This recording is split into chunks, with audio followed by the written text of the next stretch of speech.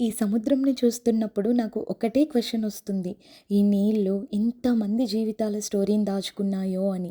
ఈరోజు మనం చూస్తున్న ఈ మోడర్న్ బహ్రెయిన్ ఒకప్పుడు ఇలా కాదు ఉండింది. ఈ స్టోరీలో బహ్రెయిన్ గురించి, ఈ కంట్రీ చరిత్ర గురించి చాలా క్లియర్‌గా చెప్పాను. చాలా ఇంట్రెస్టింగ్‌గా ఉంటుంది స్టోరీ. వీడియో టిల్ ఎండ్ వరకు చూడండి. మీకే అర్థమవుతుంది ఈ బహ్రెయిన్ సక్సెస్ స్టోరీ ఎలా స్టార్ట్ అయిందో అని. హలో గాయ్స్, ఎలా ఉన్నారు అందరూ? నేను చాలా బాగున్నాను. Welcome to Janu vlogs. మీరు ఇంకా నా యూట్యూబ్ ఛానల్ని సబ్స్క్రైబ్ చేయకపోతే ప్లీజ్ సబ్స్క్రైబ్ చేసేసి బెల్ ఐకాన్ని క్లిక్ చేయండి. సో నేను ఏ వీడియో పెట్టినా మీకు నోటిఫికేషన్ వస్తుంది. ఓకే, ఇంకా స్టోరీలోకి వెళ్ళిపోదామా? ఎప్పుడైనా ఆలోచించారా? ఈ చిన్న బహ్రెయిన్ ఎలా పుట్టింది? ఈ డెజర్ట్‌లో, ఈ సముద్రం మధ్య ఇలా ఒక స్ట్రాంగ్ కంట్రీ ఎలా అయింది? ఈ స్టోరీలో ఫిష్ పట్టుకునే వాళ్ళున్నారు, ముత్యాలున్నాయి, కింగ్స్ ఉన్నారు, స్ట్రగుల్స్ ఉన్నాయి, వాళ్ళ విజన్ ఉంది. ఎలా ఇలా డెవలప్ అయినారు అనేది మొత్తం క్లియర్‌గా ఎక్స్‌ప్లెయిన్ చేశాను. చాలా ఇయర్స్ బ్యాక్ బహ్రెయిన్ అంటే బిల్డింగ్స్ కాదు, రోడ్స్ కాదు, ఈ మాల్స్ కాదు, ఏది కాదు. బహ్రెయిన్ ఒక ఐలాండ్. పర్షియన్ గల్ఫ్ తీరంలో ఉన్న ఒక చిన్న అందమైన ద్వీపదేశమే ఈ బహ్రెయిన్. అరబిక్ భాషలో బహ్రెయిన్ అంటే 2 సముద్రాలు అని అర్థం. ఇక్కడ తీపి నీటి ఊటలు ఉప్పు నీటి సముద్రం మధ్యలో రావడం వల్ల దీనికి ఆ పేరు వచ్చిందంట. బహ్రెయిన్ పాత పేరేంటో తెలుసా? దిల్మూన్. దిల్మూన్ అంటే స్వర్గం లాంటి భూమి అని పురాతన గ్రంథాల్లో ఉందంట. ఇంగ్లీష్లో అయితే గాడ్స్ ల్యాండ్, ప్యారడైజ్ అని అర్థాన్ని మెన్షన్ చేసి ఉన్నారు. దిల్మూన్ అని పిలిచేవాళ్ళంట. ఎంత బాగుందో కదా పేరు. 5,000 సంవత్సరాల చరిత్ర ఉందంట ఈ బహ్రెయిన్కి. అసలు ఎలా మొదలైంది ఈ బహ్రెయిన్ స్టోరీ? చాలా చాలా ఇయర్స్ బ్యాక్ ఈ అరబిక్ ప్రజలు కొంతమంది చేపలు పట్టుకోవడానికి పడవల్లో ఈ ఐలాండ్‌కి వచ్చారంట. డైలీ సముద్రంలోకి వెళ్ళడం, చేపలు పట్టుకోవడం అదే వాళ్ళ జీవితం అయిపోయింది. ఈ బహ్రెయిన్ ఐలాండ్‌లో చాలా చేపలు ఉండేవంట. అందుకే ఇక్కడే ఉండిపోయి ఎవ్రీడే ఇక్కడికే వచ్చి చేపలు పట్టుకునేవాళ్ళంట. అలా కొన్ని రోజులు గడిచిపోయాయి. కొన్ని రోజుల తర్వాత సముద్రంలో వాళ్ళకేం కనిపించాయో తెలుసా? ముత్యాలు. ముత్యాలు కనిపించాయి. అదే బహ్రెయిన్ చరిత్రను మార్చేసిన క్షణం. అది జస్ట్ ముత్యం కాదు. అది వాళ్ళ భవిష్యత్తును మార్చిన ఒక డిస్కవరీ. అప్పటినుంచి బహ్రెయిన్ ఈక్వల్ టు పర్ల్ ఐలాండ్‌గా మారిపోయింది. వరల్డ్ మొత్తం బెస్ట్ న్యాచురల్ పర్ల్స్ అన్నీ ఇక్కడే దొరికేవంట. ఇండియా నుండి, పర్షియా నుండి, యూరప్ నుండి ట్రేడర్స్ వచ్చేవాళ్ళంట ఇక్కడికి. ఇలా ఫిష్ పట్టుకునే ఐలాండ్ స్లోగా ఇంటర్నేషనల్ ట్రేడ్ సెంటర్‌గా అయిపోయింది. ప్రపంచ దేశాల్లో బహ్రెయిన్ ముత్యాలకు ఉండే విలువ, ఆ వాల్యూ ఒక రేంజ్‌లో ఉండేదంట. అంత ఫేమస్ అంట బహ్రెయిన్‌లో ఉండే ముత్యాలు. మీకు తెలుసా ఈ విషయం? నాకు కూడా తెలియదు. నేను కూడా అంటే పర్ల్స్ ఉంటాయని తెలుసు. వీళ్ళు పర్ల్స్ ఎక్కువ అమ్ముతారని తెలుసు. ఇంత ఫేమ్ ఉంది వీళ్ళ పర్ల్స్‌కి అనేది మాత్రం తెలియదు. నేను ఇప్పుడే తెలుసుకున్నాను. చాలా అంటే ప్రపంచ దేశాలన్నీ వచ్చి అందరూ వచ్చి వీళ్ళ దగ్గరే పర్ల్స్ కొనేవాళ్ళంట. అలా వీళ్ళ జీవితాలు మారిపోయాయి. కానీ టైం ఎప్పుడూ సేమ్ ఉండదు కదా! ఒకేలా ఎప్పుడూ ఉండదు కదా! జపాన్‌లో ఆర్టిఫిషియల్ పర్ల్స్‌ని కనిపెట్టేశారు. అక్కడ అలా ఆర్టిఫిషియల్ పర్ల్స్ వచ్చేసాయి. అది చాలా తక్కువ కాస్ట్ పడతాయి గదా! సో, అలా పర్ల్స్ బిజినెస్ కొలాప్స్ అయిపోయింది. బహ్రెయిన్ ఎకానమీ ఆల్మోస్ట్ పడిపోయింది. అప్పుడు చాలా కష్టాలు, పావర్టీ, అన్‌సర్టైనిటీ అన్నీ ఫేస్ చేశారు. వాళ్ళకి ఇక్కడే ఒక నెక్స్ట్ టర్నింగ్ పాయింట్ వచ్చింది. ఏంటో తెలుసా? 1932లో ఫస్ట్ గల్ఫ్ కంట్రీస్‌లో ఫస్ట్ బహ్రెయిన్‌లోని ఆయిల్ దొరికిందంట. ఇది చరిత్రలో కూడా ఉంటుంది. ఫస్ట్ ఆయిల్ బావి ఎక్కడ కనుగొన్నారు అంటే బహ్రెయిన్‌లోనే అని ఉంది. కానీ ఇక్కడ ఇంకొక ట్విస్ట్ ఉంది. ఏంటో తెలుసా? బహ్రెయిన్ దగ్గర లిమిటెడ్ ఆయిల్ మాత్రమే ఉంది. సో, బహ్రెయిన్ రూలర్స్ అలా ఆలోచించలేదు. మా దగ్గర కొంచెమే ఆయిల్ ఉంది గదా! ఎలా అని చెప్పేసి. ఆయిల్ ఉంది కదా! ఏమైతే ఏమి కొంచెమైనా ఉంది కదా! So, safe. వాళ్ళు అలా అనుకున్నారు. ఫ్యూచర్ కోసం ప్లాన్ చేయాలి. ఏదో ఒకటి చేయాలి. మన కంట్రీని మనం డెవలప్ చేసుకోవాలి అని అప్పుడే స్టార్ట్ అయిందండి. ఎలా, ఏంటి అనే విజన్ స్టార్ట్ అయింది వాళ్ళకి. ఈ banking, finance, education, business policies అన్నీ వన్ బై వన్ తీసుకొచ్చేసారు వాళ్ళ కంట్రీలోకి. ఈరోజు బహ్రెయిన్‌లో చూస్తే ఇంటర్నేషనల్ బ్యాంక్స్, పెద్ద పెద్ద బ్యాంక్స్, ఫార్ములా 1 జరుగుతుంది. ఆ ఫార్ములా 1 జరిగినప్పుడు ఎంత పెద్ద రిచ్ మ్యాన్స్, వీవీవీఐపీస్ ఎంతమందొస్తారో తెలుసా? ఫార్ములా 1, మాస్క్‌లు, కృష్ణ టెంపుల్ ఉంది ఇక్కడ. అండ్ చర్చ్‌లు, చాలా చర్చ్‌లున్నాయి. డిఫరెంట్ రిలీజియన్స్, డిఫరెంట్ కల్చర్స్ పీస్‌గా కలిసుంటారు తెలుసా? ఇన్ని ఇంట్రడ్యూస్ చేశారు. అన్ని మతాలని వాళ్ళ దేశంలోకి తీసుకొచ్చారు. అయినా గూడా ఎవరి కల్చర్‌ని వాళ్ళు పాటిస్తూ ఎంత పీస్‌ఫుల్‌గా, ఎంత ప్రశాంతమైన జీవితం గడుపుతారో తెలుసా ఈ బహరీన్‌లో? ఈ కంట్రీలో వాళ్ళ క్యాపిటల్‌కి మనామా అని పేరు పెట్టుకున్నారు. ఆ మనామాలో బిజినెస్, ట్రెడిషను అన్నీ మిక్స్ ఉంటాయి. చాలామంది మనామాలోనే ఉంటారు. వీళ్ళ కరెన్సీని బహ్రెయిన్ దినార్ అంటారు. వీళ్ళ కరెన్సీ వరల్డ్‌లోనే స్ట్రాంగెస్ట్ కరెన్సీస్‌లో ఒకటండి. అంతెందుకు సెకండ్ కరెన్సీ అని చెప్పొచ్చు. ఆఫ్టర్ కువైట్ తర్వాత బహ్రెయిన్ దినార్ చాలా స్ట్రాంగ్ ఉంటది. 1 Bahrain dinar equals to today rate ప్రకారం అయితే $243 ఉంది. బహ్రెయిన్ ఎలా డెవలప్ అయింది? బహ్రెయిన్ ఏం చేసిందో తెలుసా? బ్యాంకింగ్, ఫైనాన్స్ గల్ఫ్‌లోనే ఫైనాన్షియల్ హబ్‌గా మారిపోయింది. చాలా ఇంటర్నేషనల్ బ్యాంక్స్ వచ్చేసాయి. వాళ్ళకి మంచి మంచి ఫెసిలిటీస్ కలిగించి వాళ్ళని ఇక్కడికి తీసుకొచ్చుకున్నారు. వాళ్ళ కంట్రీలో పెట్టమని. అండ్ చాలా డెవలప్‌మెంట్స్ చేసుకున్నారు. బిజినెస్ ఫ్రెండ్లీ కంట్రీగా మారిపోయింది. 100% ఫారిన్ ఓనర్‌షిప్ ఇస్తారు తెలుసా? And easy company registrations. ఇక్కడ నువ్వు ఈ కంట్రీలో బిజినెస్ పెట్టుకోవాలి అంటే చాలా ఈజీ. వీళ్ళు ఒక సీఆర్ అని ఇస్తారనమాట. సో, సీఆర్‌లు దొరకడం చాలా ఈజీ ఇక్కడ. అందుకే కేరళైట్స్ ఎక్కువ బిజినెస్‌లు పెట్టుకుంటారు ఈ కంట్రీలో. ఎక్కువ మంది బిజినెస్ మీద ఆధారపడి బ్రతుకుతున్నారు. చాలామంది కేరళైట్స్ ఇక్కడ చిన్న చిన్న కాఫీ షాప్స్, రెస్టారెంట్స్ అన్నీ ఓపెన్ చేశారు. లో ట్యాక్స్ అండి. లో ట్యాక్స్ సిస్టమ్ ఉంటది బహ్రెయిన్‌లో. వాళ్ళ ఎడ్యుకేషన్ సిస్టమ్‌ని కూడా అలాగే డెవలప్ చేసుకున్నారు. ఫస్ట్ వాళ్ళకంత ఎడ్యుకేషన్ ఉండేది కాదు. దాని గురించి పెద్ద ఐడియా ఉండేది కాదు. ఈ రోజుల్లో ఈ ఇయర్స్ అంటే డెవలప్ అయిన తర్వాత బహ్రెయినీస్ కూడా చాలా బాగా తెలుసుకుంది ఏంటి అంటే చదువుకోవాలి, ఎడ్యుకేషన్ ఉండాలి. ఎడ్యుకేషన్ ఈజ్ సో ఇంపార్టెంట్ అని తెలుసుకున్నారు. ఎందుకో తెలుసా? ఎడ్యుకేషన్ ఉంటేనే కదా వాళ్ళ కంట్రీ డెవలప్ అయ్యేది. వేరే వాళ్ళ మీద ఆధారపడకుండా మన వాళ్ళు అంటే ఇండియన్స్, ఫారినర్స్ అందరూ చదువుకొని ఇక్కడ వచ్చి వాళ్ళ వాళ్ళ కంట్రీని డెవలప్ చేశారు. అదే వాళ్ళు చదువుకుంటే వాళ్ళకి ఉద్యోగాలొస్తాయి. వాళ్ళు కూడా మంచిగా మనీ సంపాదించుకోవచ్చు. వేరే వాళ్ళ మీద ఆధారపడకుండా అని వాళ్ళు కూడా మంచిగా చదువుకుంటున్నారు. ఔట్ ఆఫ్ కంట్రీస్‌కి వెళ్తున్నారు. నాకు వీళ్ళని చూస్తే కొంచెం జెలస్‌గా ఉంటుందండి. ఎందుకో తెలుసా? ఖురాన్‌లో ఒక స్టోరీ విన్నాను నేను. వీళ్ళకి అల్లా వరం ఇచ్చాడంట. మీ బిడ్డల్ని నేను కాపాడుతాను. మిమ్మల్ని ఎక్కడున్నా నేను సుఖంగా చూసుకుంటాను అని చెప్పి అల్లా వరం ఇచ్చాడు అని చిన్న స్టోరీ. ఆ స్టోరీని నేను ఈ స్టోరీలో ఇంక్లూడ్ చేసి ఎక్స్‌ప్లెయిన్ చేయలేను. బట్ ఒక షార్ట్‌గా స్వీట్ లైన్‌లో చెప్పాను. అలా అల్లా వరం ఇచ్చాడంట వీళ్ళకి అని వాళ్ళు చెప్తారు ఆ ముస్లిమ్స్. సో, అది విన్నాను నేను. అందుకే ఇక్కడ షేర్ చేస్తున్నాను. ఇక్కడ వీళ్ళు గూడా చదువుకోవడం స్టార్ట్ అయింది. వాళ్ళ ఓన్ కంట్రీలో వాళ్ళే ఉండాలి. వాళ్ళే ఉద్యోగాలు చేయాలి. వేరే వాళ్ళ మీద ఎక్కువ ఎందుకు ఇండియన్స్‌కి ఎక్కువ వీళ్ళు ఇంపార్టెన్స్ ఇస్తారు అంటే, ఒకానొక టైంలో నేను చెప్పాను గదా! ఈ పర్ల్స్ బిజినెస్ కొలాప్స్ అయిన తర్వాత చాలా అంటే చాలా దీనమైన స్థితిలో ఉండేదంట బహ్రెయిన్. అప్పుడు ఇండియా చేయందిచ్చింది వీళ్ళకి. అందుకే ఇండియన్స్ అంటే కొంచెం మక్కువ వీళ్ళకి. ఇప్పుడు లేదనుకోండి. అంటే ఇది కాంట్రోవర్సీ అవ్వచ్చు. నేను అలా చెప్పట్లేదు.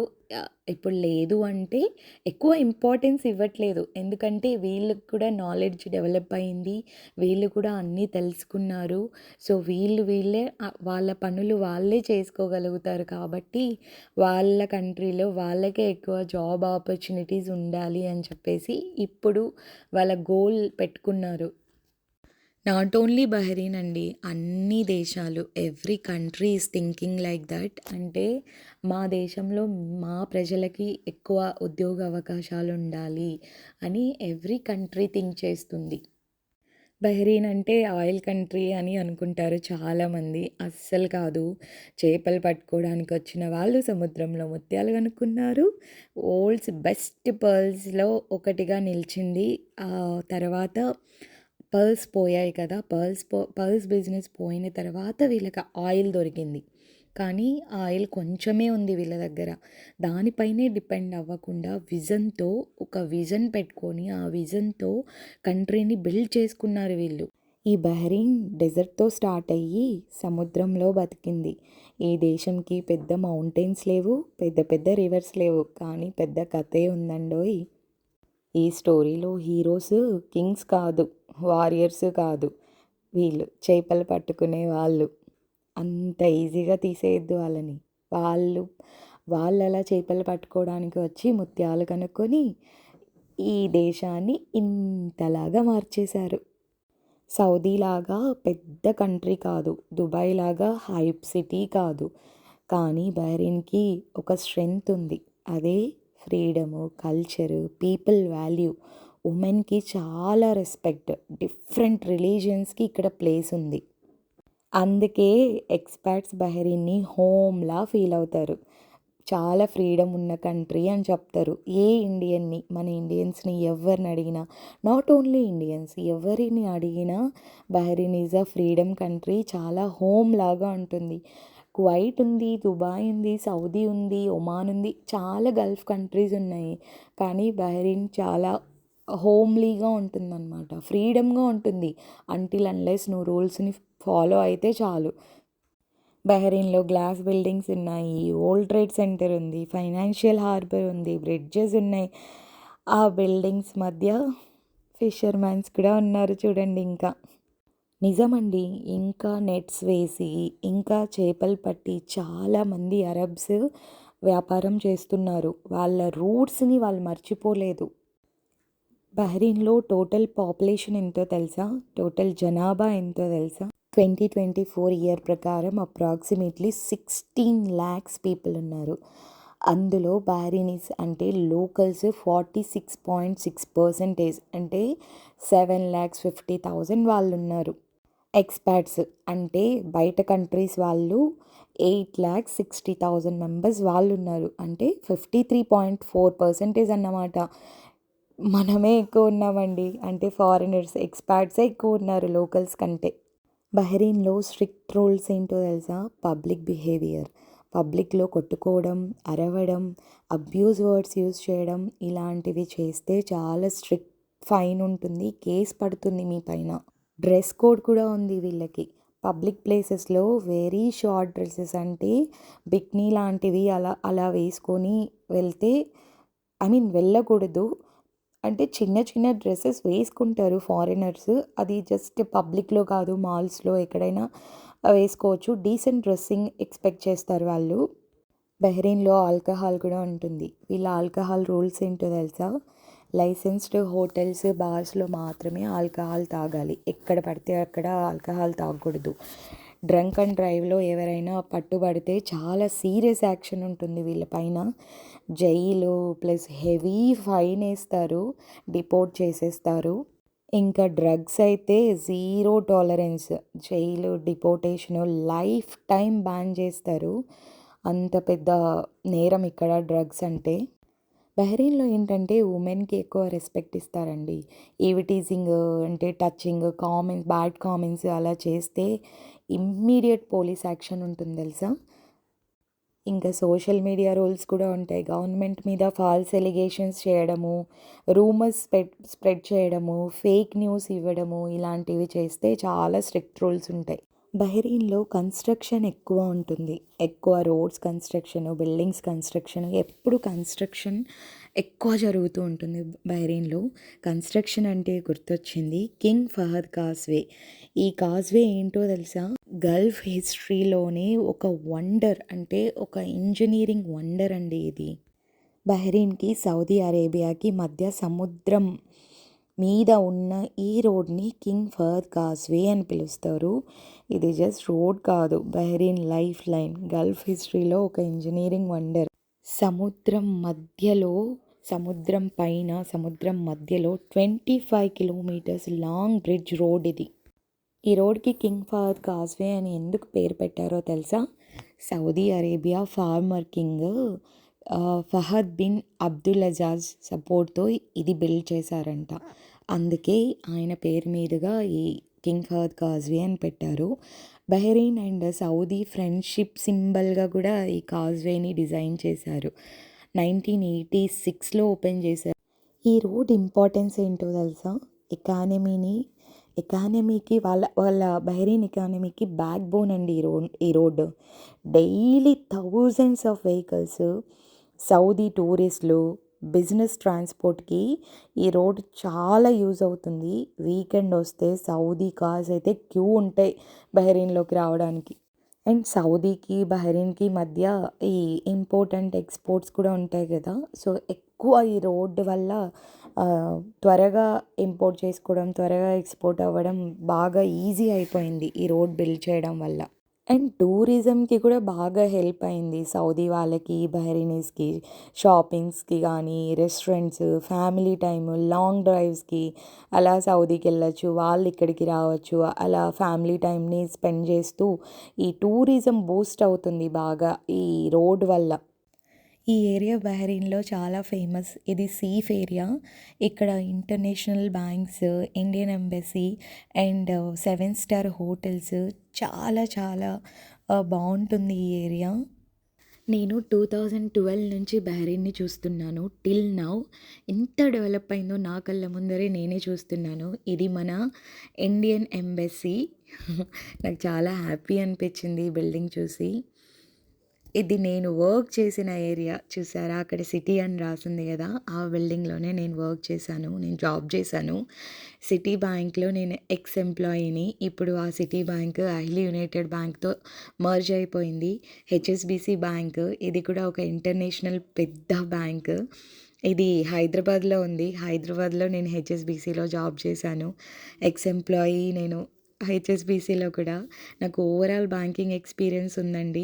ఇక్కడ టాపిక్ కొంచెం డైవర్ట్ అయింది. I'm so sorry for that. ఈ మెమరీస్‌ని గుర్తు చేసుకుందాం అనేసి మీకు కూడా తెలియచేద్దామని ఇలా టాపిక్ డైవర్ట్ చేశాను. మీకు నచ్చిందా ఈ బహ్రెయిన్ స్టోరీ? ఎలా ఉంది ఈ స్టోరీ అసలు? చాలా బావుంది కదా! ఇంట్రెస్టింగ్‌గా అనిపించిందా? బాగా చెప్పానా? చేపలు పట్టుకోవడానికి వచ్చిన వాళ్ళు ముత్యాలు కనుక్కున్నారు. ముత్యాలు పోయిన తర్వాత ఆయిల్ వచ్చింది. ఆయిల్ లిమిటెడ్‌గా ఉంది అన్న తర్వాత వీళ్ళ విజన్‌ని చేంజ్ చేసుకొని ఒక విజన్‌తో ముందుకెళ్ళి బహ్రెయిన్‌ని ఎంత డెవలప్ చేసుకున్నారు. ఈ వీడియో మీకు నచ్చినట్లయితే ప్లీజ్ కామెంట్ చేసి లైక్ చేయండి అండ్ సబ్స్క్రైబ్ మై ఛానల్. నేను ఇంకా మంచి మంచి వీడియోస్ మీ ముందుకు తీసుకొస్తాను. ఈ వీడియోని టిల్ ఎండ్ వరకు చూసిన వాళ్ళకి చాలా చాలా థ్యాంక్ యూ. నన్ను సపోర్ట్ చేస్తున్న వాళ్ళు అండ్ నా ఛానల్ని సబ్స్క్రైబ్ చేసిన వాళ్ళకి కూడా చాలా థ్యాంక్ యూ అండి. ఎందుకు చెప్తున్నాను అంటే 0 నుండి స్టార్ట్ చేశాం కదా! 1 బై 1 ఒక సబ్స్క్రైబర్ ఇంక్రీజ్ అవుతుంటే ఆ హ్యాపీనెస్సే వేరుంటుంది. నన్ను కూడా ఎంకరేజ్ చేస్తారు అని నేను అనుకుంటున్నాను. Thank you so much. Next వీడియోలో కలుద్దాం. Bye bye.